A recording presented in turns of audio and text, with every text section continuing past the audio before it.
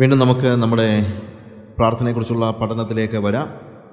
നമ്മൾ എങ്ങനെ പ്രാർത്ഥിക്കരുത്, പരീക്ഷനെ പോലെ പ്രാർത്ഥിക്കരുത്, എന്നാൽ അതേസമയം രഹസ്യത്തിലുള്ള നമ്മുടെ പിതാവിനോട് ആ ഒരു ഊഷ്മളമായ ബന്ധത്തോടുകൂടെ, കൂളായിട്ടുള്ള ബന്ധത്തോടുകൂടെ അവനുമായിട്ട് സംസാരിക്കുന്ന, ഹൃദയം പകരുന്ന ഒരു സ്റ്റേജിൽ നമ്മൾ പ്രാർത്ഥിക്കണം. പരീക്ഷനെ പോലെ സ്വയം നീതിയിൽ നിന്നുകൊണ്ട് പ്രാർത്ഥിക്കരുത്, കൃപയിൽ മാത്രം ആശ്രയിച്ചുകൊണ്ട് നമ്മൾ പ്രാർത്ഥിക്കണം. ജാതികളെപ്പോലെ നമ്മൾ ജൽപ്പനം ചെയ്യരുത്. നമ്മുടെ അധരങ്ങൾ വാക്കുകൾ ഉരുവിടുന്നോ എന്നത് പോലും വിഷയമല്ല. അതിലും വലിയ വിഷയം നമ്മുടെ ഹൃദയം അലേർട്ടാണോ എന്നുള്ളതാണ്. നമ്മൾ പ്രാർത്ഥന സെൻസിബിൾ ആയിരിക്കണം. നമ്മൾ കരയുന്നത് എന്തിനാണെന്നുള്ളത് നമ്മൾ അറിയണം. ഹന്നായെ സംബന്ധിച്ചിടത്തോളം അവൾ കരയുന്ന തെറ്റൊന്നുമല്ല, പക്ഷെ കരയുന്നത് എന്തിനാണെന്നുള്ള ബോധ്യം അവൾക്കുണ്ടായിരുന്നു. അതുപോലെ നമ്മൾ പ്രാർത്ഥിക്കുമ്പോൾ നമ്മൾ ദൈവത്തെ ആവശ്യങ്ങൾ അറിയിക്കുന്നു എന്നുള്ളൊരു ധാരണയിൽ നമ്മൾ പ്രാർത്ഥിക്കരുത്. നമ്മുടെ സ്വപ്നങ്ങൾ നിർവഹിക്കാനായിട്ട് ദൈവത്തെ നിർബന്ധിക്കുന്ന ഒരു സ്റ്റേജല്ല പ്രത്യുത. ദൈവത്തിന് നമ്മളെക്കുറിച്ചുള്ള സ്വപ്നങ്ങൾ എന്താണെന്ന് തിരിച്ചറിഞ്ഞ് അതിനുവേണ്ടി നമ്മളെ ഒരുക്കാനാണ് വാസ്തവത്തിൽ പ്രാർത്ഥന. ദൈവത്തിന് നമ്മളെക്കുറിച്ചൊരു സ്വപ്നമുണ്ട്.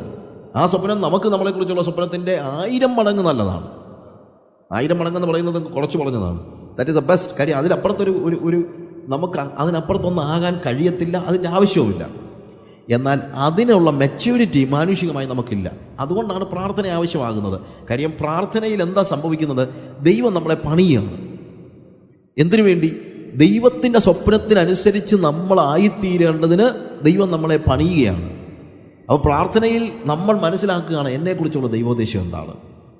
അതിനനുസരിച്ച് നമ്മളെ തന്നെ പണിയാനായിട്ട് നമ്മൾ ദൈവത്തിന് ഏൽപ്പിച്ചു കൊടുക്കുകയാണ്. ജാതികളെപ്പോലെ നിങ്ങൾ വിചാരപ്പെടരുത് എന്ന് കർത്താവ് കൃത്യതയോടുകൂടെ പറയുന്നു.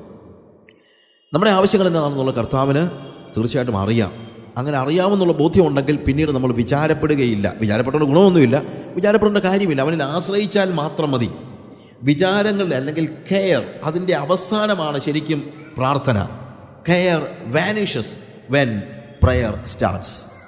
Care vanishes when prayer starts. പ്രാർത്ഥന തുടങ്ങുമ്പോൾ തന്നെ നമ്മുടെ വറീസ് അവസാനിക്കുകയാണ്. ഫിലിപ്പിയ ലേഖനം 4-ാം അധ്യായത്തിൻ്റെ 6-7 വാക്യങ്ങൾ വായിക്കുമ്പോൾ, ഫിലിപ്പിയ ലേഖനം 4-ാം അധ്യായത്തിൻ്റെ 6-7 വാക്യങ്ങൾ വായിക്കുമ്പോൾ, have no anxiety about anything but in everything by prayer and supplication with thanksgiving let your request be made known to God, and the peace of God which passeth all understanding will keep your hearts and your minds in Christ Jesus. നോക്കുക, ഒന്നിനെക്കുറിച്ചും വിചാരപ്പെടരുത്. അതിന് പകരം എന്താ ചെയ്യേണ്ടത്? പ്രാർത്ഥനയാലും അപേക്ഷയാലും നിങ്ങളുടെ ആവശ്യങ്ങൾ സ്തോത്രത്തോടുകൂടെ അറിയിക്കുക. Contrast പറയുകയാണ്. വിചാരപ്പെടുന്നവൻ ശരിക്കും എന്ത് ചെയ്യുന്നില്ല? പ്രാർത്ഥനയിൽ സ്തോത്രം കരയറ്റുന്നില്ല. താങ്ക്സ് ഗിവിംഗ് ഇല്ല അവന്. When you give thanks, that means there is no worry. നമ്മുടെ കെയർസ് എല്ലാം പോകുകയാണ്. വറി ആൻഡ് ട്രസ്റ്റ്, ഇത് രണ്ടും 2 തലത്തിലാണ് നിൽക്കുന്നത്. If you worry you do not trust. If you trust you do not worry. നമുക്ക് കെയർസ് ഉണ്ടെങ്കിൽ, അല്ലെങ്കിൽ എന്താണ്, നമുക്ക് ആകുലതകൾ ഉണ്ടെങ്കിൽ അതിൻ്റെ അർത്ഥം നമ്മൾ ശരിയായിട്ടും എന്ത് ചെയ്യുന്നില്ല? ആശ്രയിക്കുന്നില്ല എന്നുള്ളതാണ്. നിങ്ങൾ ആകുലപ്പെടരുത്. Do not have anxiety about anything. അത് ഒന്നിനെക്കുറിച്ചും നിങ്ങൾ വിചാരപ്പെടരുത്. എന്താണ്? In everything by prayer and supplication with thanksgiving to God. നമ്മൾ ജസ്റ്റ് ഒന്ന് പോയി പറഞ്ഞാൽ മതി എന്നാണ് പറയുന്നത്. അല്ലാതെ വേറെ ഒന്നുമല്ല. നിങ്ങൾ കരഞ്ഞ് പ്രാർത്ഥിപ്പീൻ, അല്ലെങ്കിൽ നിങ്ങൾ പിടിച്ചു വെച്ച് ഒന്നുമില്ല. നിങ്ങൾ കൂടുതൽ സമയം പ്രാർത്ഥിച്ചോ, പക്ഷെ പ്രാർത്ഥിക്കുന്നത് ആങ്ഷ്യസ് പ്രയർ ആയിരിക്കരുത്. അതാണ് നമ്മുടെ ഒരു വലിയ പ്രശ്നം. പലപ്പോഴും നമ്മളുടെ പ്രാർത്ഥനകൾ വിചാരത്തോടുകൂടിയ പ്രാർത്ഥനയാണ്. ഞാൻ പറഞ്ഞാൽ മനസ്സിലാകുന്നുണ്ടോ? നമ്മൾ പ്രാർത്ഥിക്കാൻ തുടങ്ങുമ്പോൾ തന്നെ കർത്താവേ എനിക്കറിയത്തില്ല എന്തോ സംഭവിക്കുമെന്ന്, കർത്താവേ ഞാൻ ഭാരപ്പെടുന്ന, കർത്താവേ ഞാൻ വിഷമിക്കുന്ന, കർത്താവേ എന്താ കർത്താവേ ഇങ്ങനെ സംഭവിക്കും എനിക്കറിയില്ല. ഇതൊരു ക്രിസ്ത്യൻ പ്രയർ അല്ല, ഇത് ജാതികളുടെ പ്രാർത്ഥനയാണ്. ക്രിസ്തീയ പ്രാർത്ഥന അതല്ല. കർത്താവേ എല്ലാ സാഹചര്യങ്ങൾക്കും അപ്പുറത്ത് നീ പ്രവർത്തിക്കുന്നതോർത്ത് ഞാൻ നിനക്ക് സ്തോത്രം ചെയ്യുന്ന കർത്താവേ. I don't care what happens because I know you lives. നീ ജീവിക്കുന്നു, അതുകൊണ്ട് എനിക്ക് യാതൊരു കാര്യത്തെക്കുറിച്ചും പ്രയാസമില്ല കർത്താവേ എന്ന് പറയുന്നതാണ് ക്രിസ്തീയ പ്രാർത്ഥന. അവിടെ താങ്ക്സ് ഗിവിംഗ് ആണ്. അവിടെ വറി അല്ല മുന്നേ നിൽക്കുന്നത്. എന്താണ്? സ്തോത്രമാണ്, നന്ദിയാണ്. ഫ്രാൻസിസ് ഷെഫറിന്റെ ഒരു പ്രധാനപ്പെട്ട വാചകം ഞാൻ ഒത്തിരി സ്റ്റേജസിൽ പറഞ്ഞിട്ടുണ്ട്. ചില കാര്യങ്ങൾ നമ്മൾ എവിടെയും പറയണമല്ലോ, അത് മറ്റൊന്നുമല്ല, ഒറ്റ ഒറ്റ വാക്കായി എന്നെ ഒത്തിരി സ്വാധീനം. ഞാൻ 84-ലാണ് ഫ്രാൻസിസ് ഷിഫറിൻ്റെ 82-ലാണ് ഫ്രാൻസിസ് ഷിഫറിൻ്റെ ട്രൂ സ്പിരിച്വാലിറ്റി എന്ന് പറയുന്ന പുസ്തകം വായിക്കുക. അതിനകത്ത് ഒറ്റ വാക്ക്, when you are thankful you are spiritual. നന്ദിയുള്ളവനായിരിക്കുമ്പോൾ നിങ്ങൾ ആത്മീകനാണ്. ഫിനിഷ്. എത്ര സിമ്പിളായിട്ടുള്ള ഒരു സെന്റൻസ് അത്. When you are thankful you are spiritual. നമ്മൾ ദൈവസന്നിധിയിൽ താങ്ക്ഫുൾ ആകുമ്പോഴാണ് നമ്മുടെ പ്രാർത്ഥന ആത്മീയ പ്രാർത്ഥനയാകുന്നത്. അവിടെ കെയർസ് ഇല്ല. അതുകൊണ്ടാണ് ഞാൻ പറഞ്ഞത് CARES vanishes when prayer starts. പ്രാർത്ഥന തുടങ്ങുമ്പോൾ നമ്മുടെ ആകുലതകൾ ഇല്ലാതെയായി പോകുന്നു. അതുകൊണ്ട് നമ്മുടെ പ്രാർത്ഥനകൾ, ഞാൻ പറഞ്ഞല്ലോ, ദൈവം ഉദ്ദേശിക്കുന്നത് ഇവിടെയൊക്കെയാണ്. നമ്മൾ നമ്മുടെ പ്രാർത്ഥനകളെ അനലൈസ് ചെയ്യാണ്. എൻ്റെ പ്രാർത്ഥനകൾ കെയർസിൽ നിന്നുള്ളതാണെങ്കിൽ that prayer is not a Christian prayer. നിങ്ങൾ എല്ലാത്തിനും ഒന്നിനെക്കുറിച്ചും വിചാരപ്പെടരുത്. വിചാരത്തോടു കൂടിയ പ്രാർത്ഥന ജാതീയ പ്രാർത്ഥനയാണ്. അങ്ങനെയാണെങ്കിൽ നമ്മുടെ പ്രാർത്ഥനയൊക്കെ ഒന്ന് ആലോചിച്ച് നോക്കണം. നമ്മുടെ സഭകളിലെയും നമ്മുടെ വീടുകളിലൊക്കെ പ്രാർത്ഥന ഒന്ന് ആലോചിച്ച് നോക്കിയേ. 90% പ്രാർത്ഥനകളും വിചാരത്തോടു കൂടിയ പ്രാർത്ഥനകളാണ്. അതുകൊണ്ടാണ് ഞാൻ പറഞ്ഞത്, ഈ ക്ലാസ്സുകൾ കൊണ്ട് നമുക്ക് ഉണ്ടാകേണ്ട ഗുണം ദൈവഹിതപ്രകാരം പ്രാർത്ഥിക്കാൻ പഠിക്കുകയാണ്, അല്ലാതെ വേറെ ഒന്നുമല്ല. 90% പ്രാർത്ഥനകളും നമ്മൾ മാറ്റേണ്ടി വരും. മാറ്റുക എന്ന് പറഞ്ഞാൽ ഇല്ലാതെയാക്കുകയല്ല. വറീസിന് പകരം, കെയർസിന് പകരം, വിചാരങ്ങൾക്ക് പകരം സ്തോത്രം കയറി വരുന്ന പ്രാർത്ഥനകൾ. ഹല്ലേലൂയ. കർത്താവേ, നീ അറിയുന്നു, അതോർത്ത് ഞാൻ നിനക്ക് സ്തോത്രം ചെയ്യുന്നു എന്ന് പറയുന്ന ഒരു പ്രാർത്ഥന. അതുകൊണ്ട് ഒന്നിനെക്കുറിച്ച് വിചാരപ്പെടരുത്. എല്ലാത്തിലും പ്രാർത്ഥനയാലും അപേക്ഷയാലും നിങ്ങളുടെ സകല ആവശ്യങ്ങളും സ്തോത്രത്തോടുകൂടെ അറിയിക്കുക. ദൈവത്തോട് അറിയിക്കുക എത്ര വേണ്ടത്. അപ്പോഴെന്ത് സംഭവിക്കുന്ന അറിയാമോ? നോക്കുക, എന്തൊരു സ്വീറ്റായിട്ട് അത് എഴുതിയിരിക്കുന്നത്. എന്തൊരു സ്വീറ്റായിട്ടാ.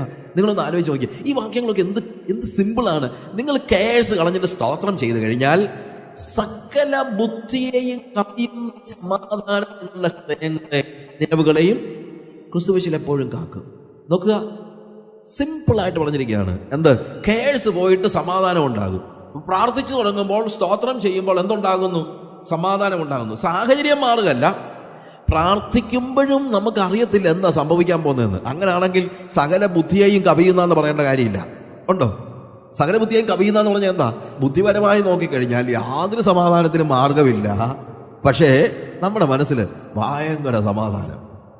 എന്തോ സംഭവിക്കുന്നതെന്ന് ഒരു പിടിയില്ല. എന്തും സംഭവിക്കാം, പക്ഷെ ഭയങ്കര സമാധാനം. ഹല്ലേലൂയ. അതാണ് വാസ്തവത്തിൽ ക്രിസ്തീയ പ്രാർത്ഥനയുടെ പ്രതി. അപ്പോഴാണ് സ്തോത്രം ചെയ്യാൻ കഴിയുന്നത്. ഞാൻ അധികം ഉള്ളിടത്തൊന്നും പറഞ്ഞിട്ടുള്ളതല്ല. ഒറീസായി ഞാനും ജെസിയും പിള്ളേരും എല്ലാം ഉണ്ടായിരുന്ന ഒരു വണ്ടി കുറച്ച് ഫെനാറ്റിക്സ് എല്ലാം കൂടി തല്ലിപ്പൊട്ടിച്ചു. അത് കത്തിക്കാൻ പ്ലാൻ ചെയ്തു. എനിക്കാണെങ്കിൽ ഭയങ്കര ക്ഷീണമാണ്. ഞാൻ അതിൻ്റെ പുറകിലിരിക്കുക.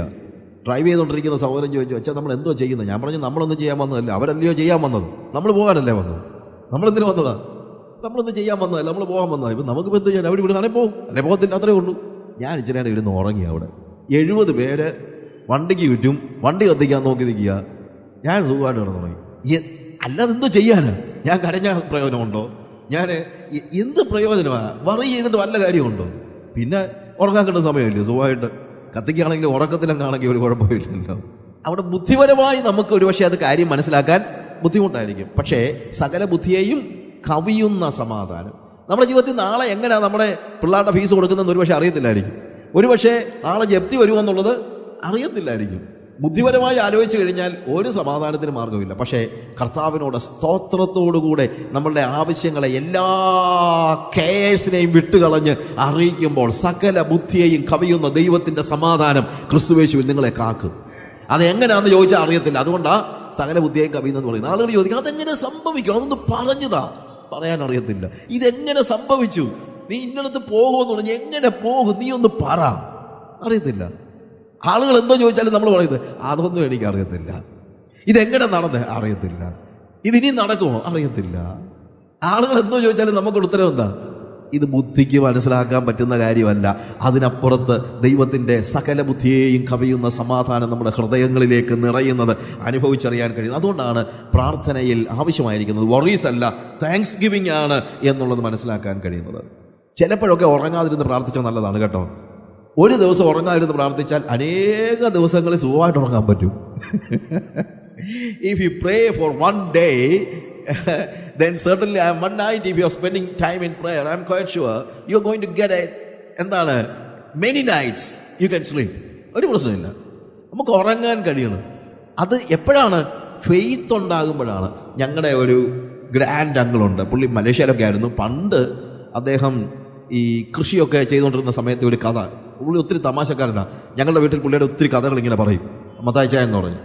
അപ്പം മത്തായി ചായൻ ഈ ഒത്തിരി വാഴക്കൃഷിയൊക്കെ ഉണ്ടായിരുന്നു. ആ വാഴക്കൃഷി, വാഴ കൊലയൊക്കെ ആയി വരുമ്പോഴത്തേക്ക് കള്ളന്മാർ കൊണ്ടുപോകാതിരിക്കാൻ ഒരു മാടം കെട്ടി അതിനകത്ത് പോയി കാവൽ കിടക്കും. അപ്പം ഇങ്ങനെ പോയി കാവൽ കിടന്ന് ഉറങ്ങരുതെന്നാ നിയമം. കാര്യം ഉറങ്ങിക്കഴിഞ്ഞാൽ കള്ളന്മാർ വരും. വലിയ ചെറിയ ഇതല്ല, ഭയങ്കര വലിപ്പമുള്ളതായതുകൊണ്ട് ഇദ്ദേഹം ഉറങ്ങിക്കഴിഞ്ഞാൽ എന്താണെങ്കിലും അടുത്തുനിന്ന് വെട്ടിക്കൊണ്ട് പോയാൽ അറിയത്തില്ല. ഇച്ചിരി വലിപ്പമുള്ള ഒരു ഫാമാണ്.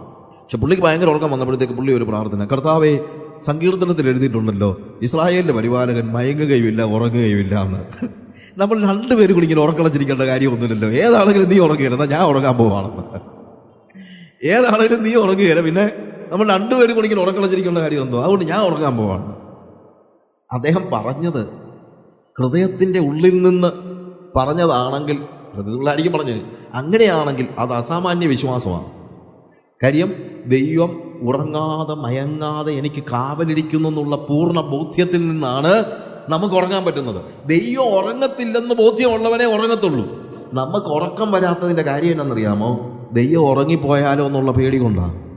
നമ്മുടെയൊക്കെ പ്രശ്നം, പ്രാർത്ഥിക്കുമ്പോഴും നമുക്ക് ബോധ്യമില്ല ദൈവം നമ്മളെ കരുതും, ദൈവം നമ്മളെ നോക്കുന്നുണ്ട്, ദൈവം ഉറങ്ങത്തില്ല എന്നുള്ള ബോധ്യം നമുക്ക് പലപ്പോഴും ഇല്ലാത്തതാണ് വലിയ പ്രശ്നം ഉണ്ടാകുന്നത്. അതുകൊണ്ട് നമ്മൾ തിരിച്ചറിയേണ്ടതായ ഒരു കാര്യം, ജാതികളെ പോലെ വിചാരപ്പെട്ടുകൊണ്ട് പ്രാർത്ഥിക്കരുത്. നമ്മുടെ പ്രാർത്ഥനകൾ ആകുലതയുടെ പ്രാർത്ഥനകളാകാൻ പാടില്ല. നമ്മുടെ പ്രാർത്ഥനകൾ ആശ്രയത്തിൻ്റെ പ്രാർത്ഥനകളായിരിക്കണം. നമ്മുടെ പ്രാർത്ഥനകൾ വിചാരത്തിൻ്റെ പ്രാർത്ഥനകളാകാൻ പാടില്ല. നമ്മുടെ പ്രാർത്ഥനകൾ സ്വാതന്ത്ര്യത്തിൻ്റെ പ്രാർത്ഥനകളാകണം. നമ്മുടെ പ്രാർത്ഥനകൾ സമാധാനത്തിൻ്റെ പ്രാർത്ഥനകളാകണം. പ്രാർത്ഥിച്ചു കഴിഞ്ഞിട്ട് പിന്നെ കരഞ്ഞുകൊണ്ടിരിക്കരുത്. പ്രാർത്ഥിച്ചാൽ എന്ത് വേണം? സന്തോഷം ഉണ്ടായിരിക്കണം, സമാധാനം ഉണ്ടായിരിക്കണം. അത് നമ്മൾ കൃത്യതയോടെ മനസ്സിലാക്കണം. പ്രാർത്ഥനയുടെ പഠനത്തിൽ നമ്മൾ ഒരു പുതിയ കാര്യം നമ്മൾ പഠിക്കാനായിട്ട് ആഗ്രഹിക്കുകയാണ്. മറ്റൊന്നുമല്ല, ഈ പ്രാർത്ഥനയ്ക്കുണ്ടാകാവുന്ന സാധാരണപ്പെട്ട തടസ്സങ്ങളെക്കുറിച്ചാണ്. പ്രാർത്ഥനയുടെ ഒരു പുതിയ കാര്യം, പ്രാർത്ഥിക്കുമ്പോൾ നമ്മൾ ശ്രദ്ധിക്കേണ്ട കാര്യത്തെക്കുറിച്ച് മറ്റൊരു ആസ്പെക്റ്റിലേക്ക് നമ്മൾ കയറുകയാണ്. അത് പ്രാർത്ഥനയ്ക്കുണ്ടാകാവുന്ന തടസ്സങ്ങൾ എന്നുള്ളതാണ്. Hindrances of prayer. അതിനെ ഞാൻ കാറ്റഗറൈസ് ചെയ്തിരിക്കുന്ന രണ്ട് രീതിയിൽ. ഒന്ന് എന്താണ്, ബിബ്ലിക്കൽ ആയിട്ടുള്ള അല്ലെങ്കിൽ വേദപുസ്തകത്തിൽ പ്രാർത്ഥനയ്ക്ക് തടസ്സമായി പറഞ്ഞിരിക്കുന്ന കാര്യങ്ങളും, രണ്ട് പ്രായോഗിക ജീവിതത്തിൽ പ്രാർത്ഥനയ്ക്കുണ്ടാകുന്ന തടസ്സങ്ങളും. അതിനകത്ത് പ്രായോഗിക ജീവിതത്തിൽ പ്രാർത്ഥനയ്ക്കുണ്ടാകുന്ന തടസ്സങ്ങളെക്കുറിച്ച് അത് ഞാൻ കുറച്ചുകൂടെ ഫാസ്റ്റായിട്ട് പറയാനായിട്ട് പരിശ്രമിക്കാം. ആ കാര്യത്തിൻ്റെ പ്രത്യേകത, അത് നമ്മൾ വളരെ ശ്രദ്ധിക്കേണ്ടതായ ഒരു കാര്യമാണ്. അതായത് നമ്മൾ തന്നെ ശ്രദ്ധിക്കണം. നമ്മൾ ശ്രദ്ധിക്കണം എന്ന് പറയുമ്പോൾ, നമ്മൾ ശരിക്കും പ്രാർത്ഥിക്കാൻ ആഗ്രഹിക്കുന്നെങ്കിൽ ഈ തടസ്സങ്ങൾ മാറ്റാൻ നമ്മുടെ ഭാഗത്തു നിന്ന് നല്ല ഒരു എഫേർട്ട് ഉണ്ടാകണം. അപ്പോൾ ഈ ഹിൻഡ്രൻസസ് പേഴ്സണലായിട്ട് അല്ലെങ്കിൽ നമ്മുടെ പ്രായോഗിക ജീവിതത്തിൽ ഉണ്ടാകുന്ന ഒരു പ്രധാനപ്പെട്ട ഹിൻഡ്രൻസ് എന്ന് പറയുന്നത്, ഒന്നാമത്തേന്ന് പറയുന്നത് ഇറ്റ് ഈസ് ടൈം, സമയം. പ്രാർത്ഥിക്കുക എന്ന് പറഞ്ഞാൽ സമയം ഉണ്ടെങ്കിലേ പറ്റുള്ളൂ. നമ്മുടെയൊക്കെ ചിന്ത പ്രാർത്ഥിക്കാൻ വലിയ വിലയില്ലാത്തൊരു കാര്യമായിട്ടാണ് നമ്മൾ ചിന്തിക്കുന്നത്. ഇപ്പോൾ ഒരാൾ എൻ്റെ അടുത്ത് ഒരു സഹായത്തിന് വേണ്ടി വരികയാണെന്ന് വയ്ക്കുക. ഒരാൾ വന്നിട്ട് എന്നോട് പറയുകയാണ്, എൻ്റെ കുഞ്ഞ് സുഖമില്ലാതെ കിടക്കുക, എനിക്കൊരു 10,000 രൂപ തരാമോ സാറേ എന്ന് ചോദിക്കുമ്പോൾ ഞാൻ ചിലപ്പോൾ പറയാനുള്ളൊരു സാധ്യതയുണ്ട്. എന്താണെന്നറിയാമോ? ബ്രദറെ, 10,000 രൂപ ഞാൻ എങ്ങനെ തരുന്നത്? പിന്നെ ഞാൻ എന്ത് ചെയ്യാം? ഞാൻ പ്രാർത്ഥിക്കാം. അപ്പോൾ 10,000 രൂപ എനിക്ക് തരാൻ വയ്യാത്തതുകൊണ്ട് ഞാൻ എന്തോ ചെയ്തോളാം? പ്രാർത്ഥിച്ചോളാം. 10,000 രൂപ തരാൻ ഇല്ലാത്തത് കൊണ്ടായിരിക്കത്തില്ല, തരാൻ മനസ്സില്ലാത്തതുകൊണ്ടായിരിക്കും. പക്ഷേ നമ്മൾ ചിന്തിക്കുന്നതെന്ന് ചോദിച്ചു കഴിഞ്ഞാൽ, പ്രയാസമുള്ളത് 10,000 രൂപ കൊടുക്കുന്നതും പ്രയാസം കുറഞ്ഞത് പ്രാർത്ഥിക്കുന്നതുമാണെന്ന്. പക്ഷെ വാസ്തവത്തിൽ അതല്ല. 10,000 രൂപ കൊടുക്കുന്നത് വലിയ പ്രയാസമുള്ള കാര്യമല്ല കയ്യിലുണ്ടെങ്കിൽ. പൈസ കൊടുത്തെന്ന് പറഞ്ഞാൽ ഒന്നും സംഭവിക്കാനില്ല. എന്നാൽ പ്രാർത്ഥിക്കാമെന്ന് പറഞ്ഞു കഴിഞ്ഞാൽ പൈസ അല്ല നമ്മൾ കൊടുക്കേണ്ടി വരുന്നത്, ടൈമാണ്. പ്രാർത്ഥിക്കണമെന്ന് ആവശ്യപ്പെടുന്ന എല്ലാവർക്കും വേണ്ടി പ്രാർത്ഥിക്കാൻ normally people ask us to pray, അല്ലേ? സാധാരണ ശുശ്രൂഷയിലുള്ള സമയത്തോ അല്ലെങ്കിൽ തന്നെ നമ്മളുടനെ ആളുകൾ പറയും പ്രാർത്ഥിക്കണേ. നമ്മളെല്ലാവരും എന്താ പറയും? പ്രാർത്ഥിക്കാം. എല്ലാവരോടും നമ്മൾ പറയുന്ന കാര്യം അതാണ്, പ്രാർത്ഥിക്കാം. അപ്പം നമ്മുടെ മനസ്സിലും നമ്മൾ ആലോചിക്കുന്നില്ല, പ്രാർത്ഥിക്കാൻ ഭയങ്കരമായിട്ടുള്ള വിലയുള്ള ഒരു സാധനം കൊടുക്കണം. എന്താണ്? ടൈം. It's very difficult. ഒരു 5,000 10,000 രൂപ കൊടുക്കുകയാണെങ്കിൽ അതുകൊണ്ട് കാര്യം തീർന്നു. പക്ഷേ പ്രാർത്ഥിക്കുക എന്ന് പറഞ്ഞു കഴിഞ്ഞാൽ കൊച്ചു കാര്യമൊന്നുമല്ല. അതിനുവേണ്ടി വി നീഡ് ടൈം. വെറും സമയം മാത്രം പോരാ. Prayer is an outcry of our heart. നമ്മുടെ ഹൃദയത്തിൻ്റെ കരച്ചിലാണ് വാസ്തവത്തിൽ പ്രാർത്ഥന എന്ന് പറയുന്നത്. ആ ഹൃദയത്തിൻ്റെ ആഴത്തിൽ നിന്ന് ഉള്ള ഈ കരച്ചിൽ സംഭവിക്കണമെങ്കിൽ ഹൃദയം അതുമായിട്ട് ഏകീഭവിച്ചേ പറ്റൂ.